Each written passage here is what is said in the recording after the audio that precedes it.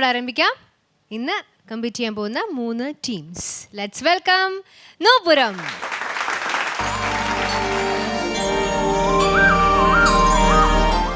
ഇന്ന് മത്സരിക്കുന്ന രണ്ടാമത്തെ ടീം സ്വാഗതം ചെയ്യാം കാവേരി.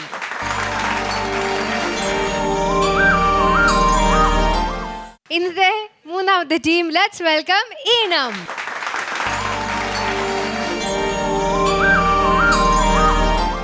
ഇന്നത്തെ എപ്പിസോഡിലേക്ക് സ്വാഗതം ചെയ്യാം നമ്മുടെ കണ്ടസ്റ്റൻസിന് കംപ്ലീറ്റ് മ്യൂസിക്കൽ സപ്പോർട്ട് കൊടുക്കുന്ന മ്യൂസിക് ഡയറക്ടർ തേജേട്ടൻ ആൻഡ് ടീം. സ്വന്തം സാന്നിധ്യം കൊണ്ട് ചുറ്റുപാടുകളെ ആകെ ഊർജം കൊണ്ട് നിറയ്ക്കുന്ന വളരെ കുറച്ച് പേരെ നമുക്കറിയുള്ളൂ അല്ലേ. സ്വതസിദ്ധമായ അഭിനയ ശൈലി കൊണ്ടും പിന്നെ സ്വന്തം അനുഭവങ്ങളിൽ നിന്നും മാറ്റി നിർത്തിയ കുഞ്ഞ് നുറുങ്ങ് തമാശകൾ കൊണ്ടും നമ്മളെ എല്ലാവരെയും ഒരുപാട് പൊട്ടിച്ചിരിപ്പിക്കുന്ന പിന്നെ ഇടയ്ക്കൊക്കെ നമ്മുടെ കണ്ണുകളെ ഒന്ന് നനയിപ്പിക്കുന്ന കലാകാരൻ, മലയാളത്തിന്റെ മണിമേളത്തിന്റെ സ്വന്തം കലാഭവൻ മണി. ഹലോ മിസ് കവിത, ആ മുതല കുഞ്ഞുങ്ങളുടെ തകർന്നോ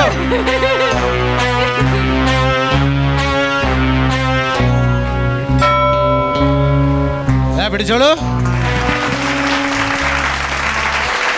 എന്താണ് വിശേഷം? അയ്യോ എന്താണിത്? ഇന്ന് ഞാൻ ഒരു പ്രത്യേക സ്റ്റൈലിലാണ് വന്നിരിക്കുന്നത്. ഇന്നെന്താണ് ജയൻ സാറായിട്ട് വന്നത്? കാരണം ഞാൻ ഏറ്റവും കൂടുതൽ ആരാധിക്കുന്ന ഒരു വീര പുരുഷനാണ് ജയൻ സാറ്. 1987 എനിക്ക് സംസ്ഥാന സ്കൂൾ മത്സരത്തിൽ എനിക്ക് മോണക്ന് പ്രൈസ് കിട്ടിയത് ജയൻ സാറിൻ്റെ വീടിൻ്റെ അടുത്ത് വെച്ചാണ്. അന്ന് എല്ലാവരും പറഞ്ഞത് ജയൻ സാറ് മരിച്ചു, പക്ഷേ ബാലകൻ നായർ സാറ് തട്ടിക്കൊണ്ടുപോയി അമേരിക്കയിലേക്ക് കൊണ്ടുപോയി എന്നൊക്കെ പറയണം. പക്ഷേ ഞാൻ ഇദ്ദേഹത്തിനെ കാണാൻ വേണ്ടിയിട്ട് ദിവസം ഞാൻ മത്സരം കഴിഞ്ഞ് എന്നും ജയൻ സാറിൻ്റെ വീടിൻ്റെ മുൻപിൽ പോയി ഇങ്ങനെ കാത്തു നിൽക്കും. ഞാൻ കാത്തു നിന്നതിന് ശേഷം കാണാനില്ല.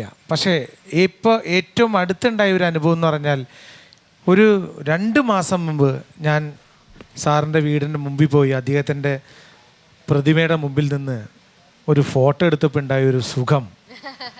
മലയാള സിനിമയുടെ ഒരു വരദാനമാണ് അദ്ദേഹം. എന്താ പറയുക, ഒരു ശരവഞ്ചരമാണ് അദ്ദേഹം. അതുകൊണ്ടാണ് ഇന്നത്തെ ഡ്രസ്സ് ഇങ്ങനെ ആക്കിയത്. Dedicated to your super star. തീർച്ചയായിട്ടും. പെട്ടി ഒന്ന് തുറന്നാലോ നമുക്ക്? അതിനകത്ത് മിസ്റ്റർ ഗോൾഡാണ്. സാധനം കയ്യിലുണ്ടോ? തുറന്നു നോക്കൂ. എന്തൊക്കെയായിരുന്നു? മലപ്പുറം കത്തി, അമ്പും വില്ലും, അവസാനം പവനായി ശവമായി.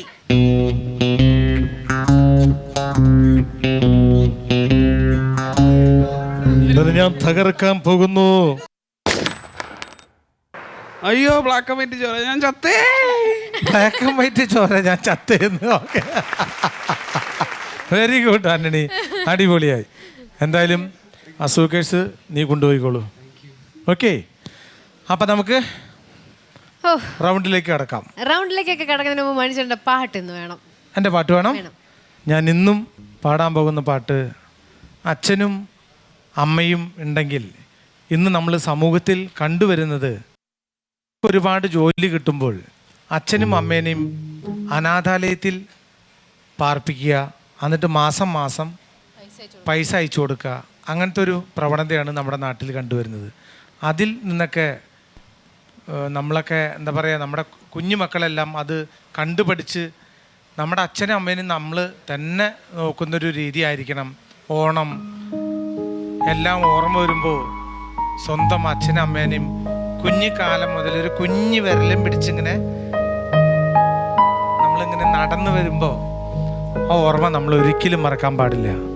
അപ്പം അടുത്ത ഗാനം നിങ്ങളുടെ പുതിയ തലമുറയ്ക്ക് വേണ്ടി ഒരു ഗാനം ഞാൻ പാടാണ്. ഓക്കെ.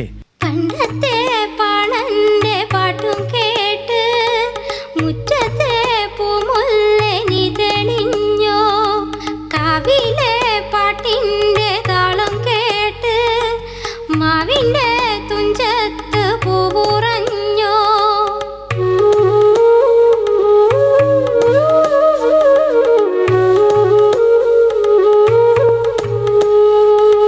പാടു നീ മാടത്തെ ഇമ്പമോടെ മാടി മാടി വിളിക്കുന്നൻ പോയ കാലം.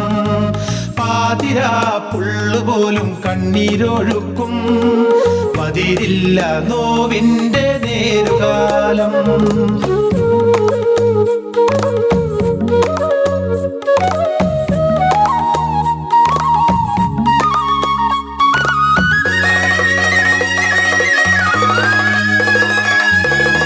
ഓണപ്പൂ വിളി കേൾക്കുമ്പോൾ ഓർമ്മകളിൽ നൊമ്പരമായി പുത്തന്നുടയാട ധരിച്ച് കൂട്ടാളികൾ പോകണ കണ്ട് കുഞ്ഞുമനം കൊതി പൂണ്ടെന്ന് കണ്ണീരണിഞ്ഞു.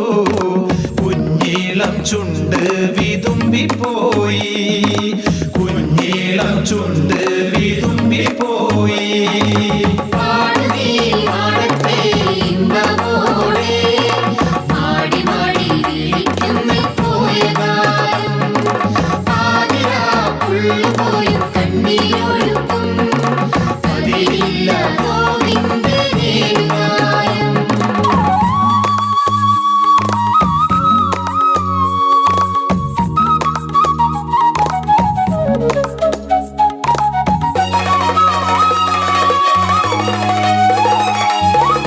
പാതിമയക്കത്തില്ലെന്ന് പെക്കിനാവ് കണ്ടുഭയന്ന് ഉണരുമ്പോൾ വാരി പുണർന്ന് കവിളത്തൊരു മുത്തം തന്ന് മാറത്ത് ചേർത്തു പിടിക്കും ഓർമ്മയാണച്ചൻ. മറന്നിടാനാകാത്തൊരോർമ്മയാണച്ചൻ, മറന്നിടാനാകാത്തൊരോർമ്മയാണച്ചൻ.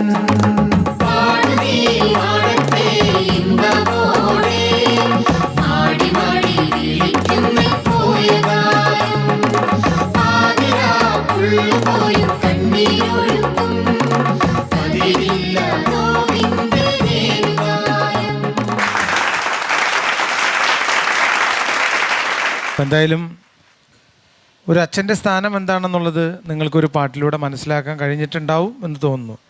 ഞാൻ എപ്പോഴും പാട്ട് പാടുമ്പോഴും അച്ഛനും അമ്മയും നാടും അതിനെക്കുറിച്ച് മാത്രമേ ഞാൻ പാടാറുള്ളൂ. ആ സ്നേഹം എന്നുണ്ടാവണം, അച്ഛനും അമ്മേനും മറക്കാൻ പാടില്ല, കുടുംബ സ്നേഹം എന്നുണ്ടായിരിക്കണം.